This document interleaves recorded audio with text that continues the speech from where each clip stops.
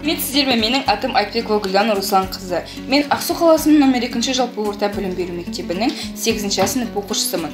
Қазіргі кезде мен 60-тан астам кітап оқыдым, бірақ ең сүйікті кітабым Ғабит Мүсіреповтің Ұлпан туындысы. Бұл туындыда қарапайым қазақ қызының ел анасына айналуына дейінгі оқиғалары баяндалады. Қазақ ауылының 100 жылдық тұрмысы, әдет-ғұрпы, барымтасы, қалың мал беріп қызарып тұруы, бай мен кедей арасындағы, ел арасындағы жер дауы. Жесір дауда мәселесі де қалыс қалмаған. Әрбір адам кітапты оқып шыққаннан кейін қазақ болып туылғандығын мақтан тұтып, өмірлік мақсатын айқындай алады деп ойлаймыз. Ер азаматты қадірлеу, ата-анаға, ел жұртқа қамқор болуды үйрене аласыз.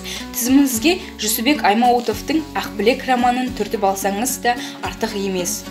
Кітап оқу өте пайдалы әрі қызықты. Сіздерді кітап оқуға шақырамын.